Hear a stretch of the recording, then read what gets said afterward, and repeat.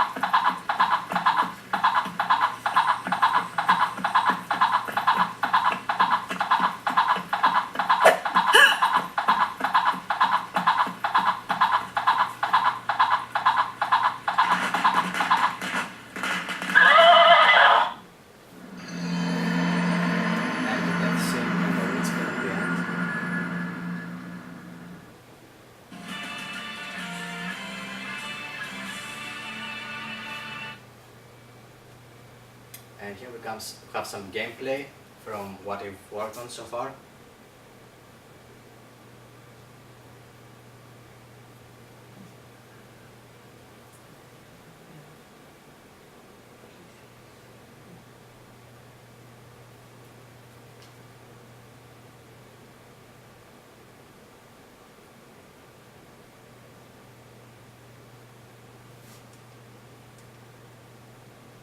And a little bit about the platforms we're planning to release the game on.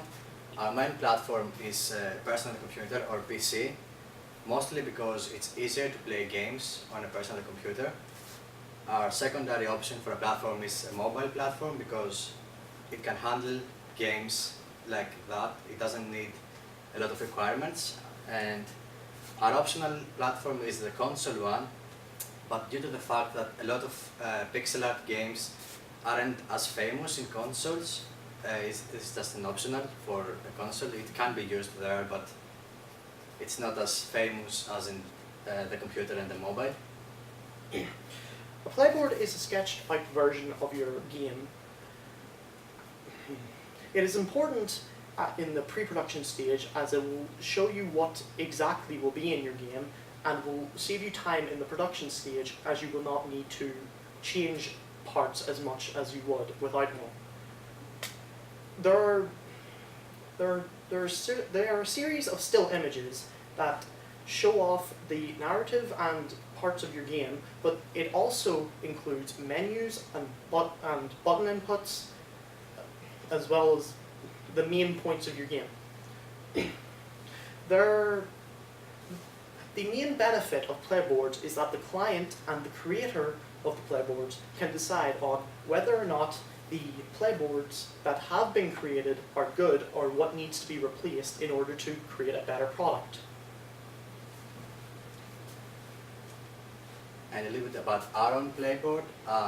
We have a starting menu where the player can choose from 3 options.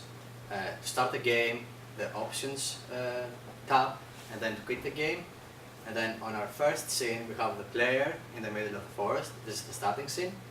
As you proceed, because the player can only move towards the right side of the map, you will find platforms as well as pickup objects, and the main character can jump onto the platforms. And this can also be used to pause the chase from Dullahan. Then we will find obstacles such as logs or rocks where the player can jump over. And at some point, Dullahan will start chasing the player, and the main goal is to survive as long as you can and gather as many points as you can, and also use the firecrackers, which is another pickup object that the player can use to momentarily stun Dullahan and then create a gap between them. And then we have the 2 scenes where the one is going to be used for when the player survives, and the other one is going to be used for when the player dies.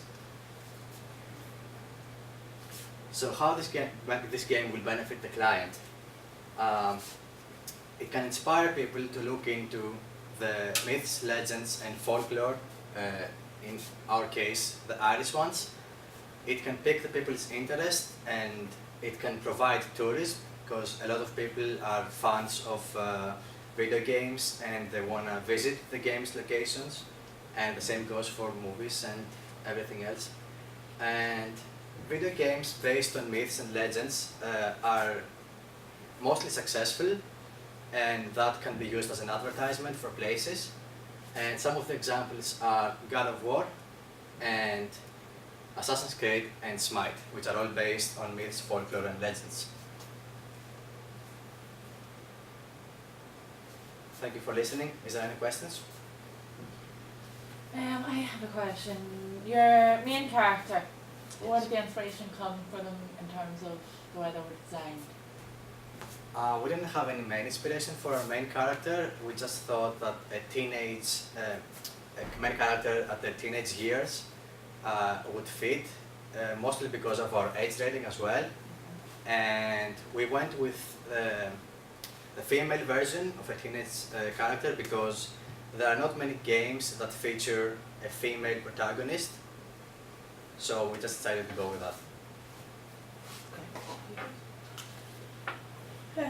No, I'm happy with the presentation. Thank you. Thank you. Thank you. Well done, boys. Thank you.